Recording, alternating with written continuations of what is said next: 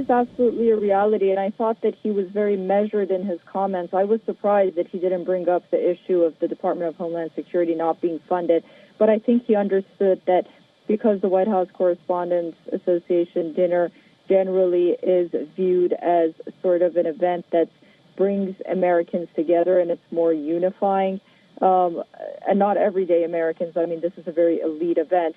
But, you know, it brings the members of the media together along with politicians of either party that's in power.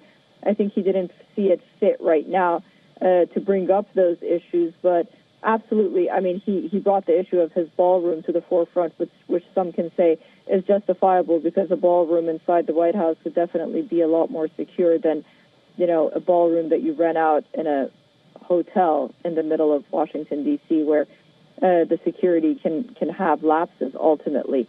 But I think it was important for him to stand behind Secret Service because he knew that those criticisms are going to come. And it was important for him to present the front that he did and for have the First Lady stand next to him in the White House press briefing room just to show that, you know, at this point at least, everyone is American, everyone is on the same team. But yeah, those conversations are absolutely going to happen. And again, some of them are already happening online. Susan, and I understand that we're hypothesizing at this point, but Donald Trump mentioned it at least on several occasions during his address. And there was also a statement that came in earlier mentioning that this dinner is going to be rescheduled after 30 days. The venue, or why 30 days? Anything more that comes to your mind or that you've picked up so far on where it can perhaps be held and why it is being rescheduled, how important it is, or why 30 days is needed to perhaps have the right setting for this dinner to be rescheduled?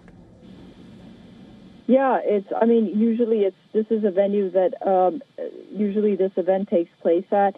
One can, again, like you said, hypothesize that, you know, the president's schedule is going to be very busy in the next few weeks. Remember, you have King Charles coming to the United States with his wife Kamala, and then you have, other commitments that they have. But I would caution again.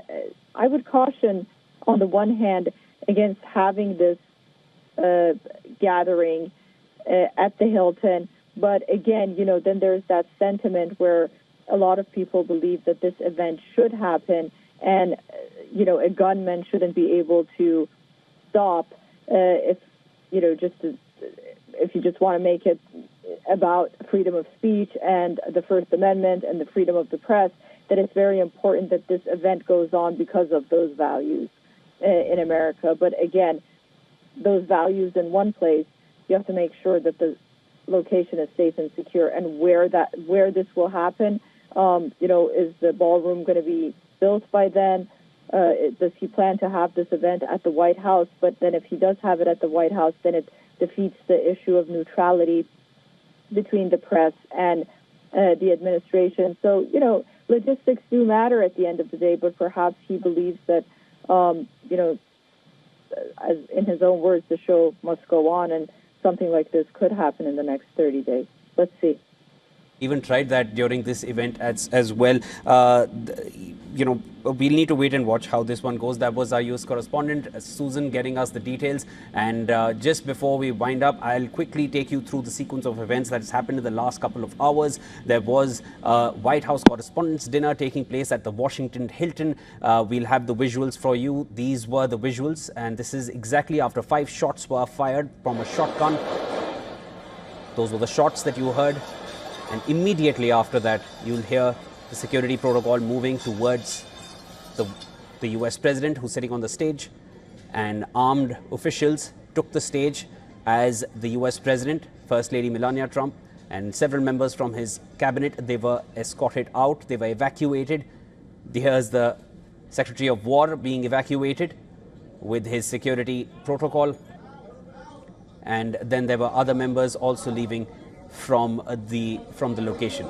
Initially, there were reports that the dinner will continue as scheduled, and the US president even mentions in his post immediately after this incident that he will return and give his address, but he was advised not to do so by the Secret Service. And this is Weijia Jiang from CBS News, who's the president of the White House Correspondents Association. This is a visual of the suspect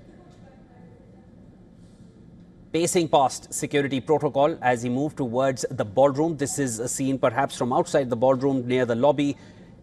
He was apprehended near the checkpoint. Here you see him pacing past, and he's armed with several weapons. And this is what the Metropolitan Police Department has now shared. He was armed with a shotgun, a handgun, and multiple knives. This was an image which was then shared by the US president without a caption. And it's understood he's a lone wolf, so he is the suspect who hails from California. His residence is being raided. This is what the US president shared. And what we also learned from the US attorney is that he has been taken to the hospital for an evaluation. There are charges against him for using a firearm and assault on a federal officer with a weapon, because the reports have suggested, and they have no longer reports, these are confirmed facts by the officials, that the suspect opened fire at a Secret Service agent. This is what the US president also shared, but the Secret Service agent had a bulletproof vest and is not in danger. These are the visuals and the updates that we have for you so far. We'll quickly slip into a short break. I'm Shivan Channa. This is WION World is One. Stay with us as we bring you all the details as they come.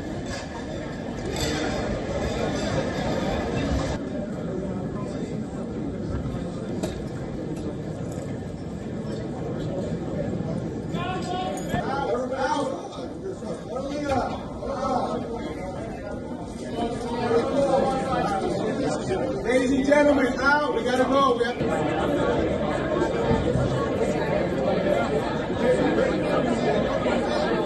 The president will be having a press briefing at the White House in 30 minutes.